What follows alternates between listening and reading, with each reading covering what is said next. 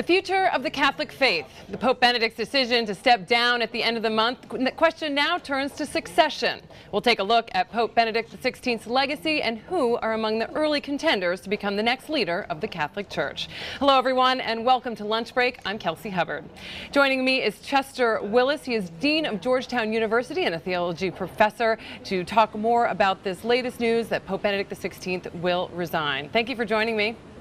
My pleasure, Kelsey. So I'd like to just get your reaction to the news this morning. What did you make of it? I was as surprised, I think, as everyone was. Even papal watchers were surprised by this decision, which was closely held. I would say it was a decision between the Pope and God. And what do you think the next couple of days looks like here as we absorb the news and the Church prepares for conclave?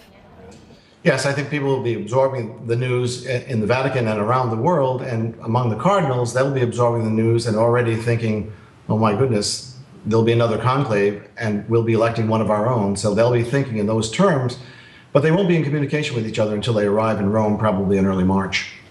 So when you think about Pope Benedict XVI, what comes to mind when you think of his legacy? What do you think that will be? I think it's a dual legacy.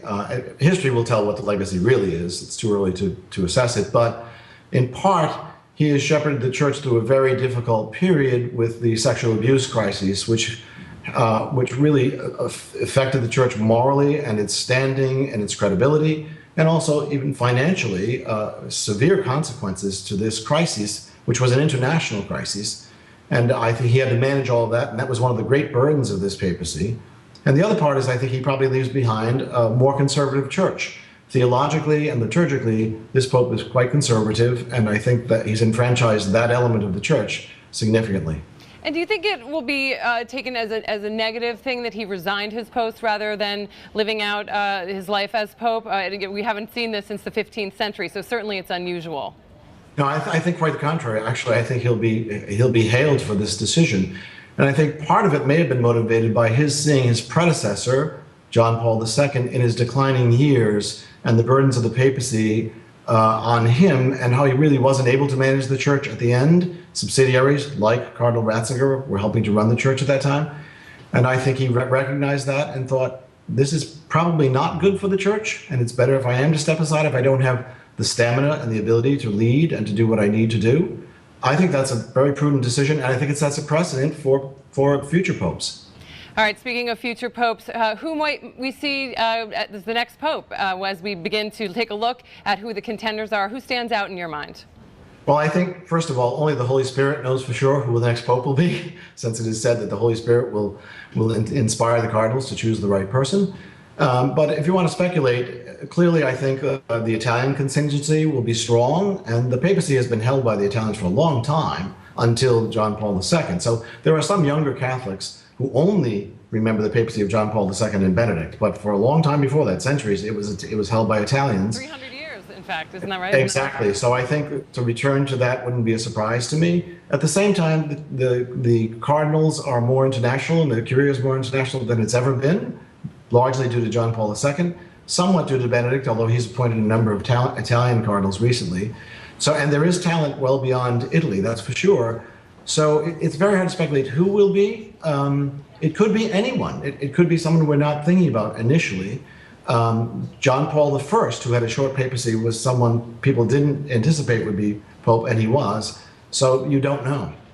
And John Paul II was not speculated that highly either. And I understand some names in Latin America and Africa are also emerging quite prominently this morning. They are, and that's the universal church. One thing about the church, and this is part of the Pope's legacy, but it's partially simply just demographics. The church is growing in the developing world, particularly in Africa, dramatically, and it's shrinking in the developed world, particularly in Western Europe. So to look to that as the future of the church makes some sense. And with someone who has a sensitivity to those areas of the world, at the same time, the politics of Western Europe and of Italy are very complex. All right, so what's next, Chester? If you could take us through what we might expect to see. Well, this, as I said, it's unprecedented. Normally, when a pope dies, and normally they do die in office, there's a period of mourning in Rome, and there's the funeral, and then the conclave is convened. In this case, the conclave, I think, will be convened immediately, probably early March. The Pope resigns on the evening of February 28th. It will be the Latin term is sede vacante, an empty seat, and they don't want the interregnum, the period between popes, to be very long. And some say that maybe they would love to have the Pope in place by Easter so he can preside over all the ceremonies. I don't think that's a necessity, but it's a possibility. They'll convene the cardinals. They all know each other, but not really well sometimes. They're not always all together. So there'll be some subtle politicking among them to get to know each other, and who might even be interested in the position. Maybe the person who's not interested will be the one they'd be interested in having. And do we know at this point whether Pope Benedict XVI will have any role in picking the next pope? I would say he will not. I would be very surprised if he tries to influence this election. First of all, he won't be part of the consistory, even by rules. There is no rule for this with the former pope. We haven't had it, but cardinals have to be under 80 to vote, and he is over 80, first of all. And secondly, I don't think that he's going to want to be responsible for picking a successor. I don't think that's the way the system works, and I think he'll respect the autonomy of the cardinals to elect their own. All right. Thank you so much for joining us this morning. Thank you, Kelsey. Certainly a story that everybody can continue to watch on WSJ Live throughout the day.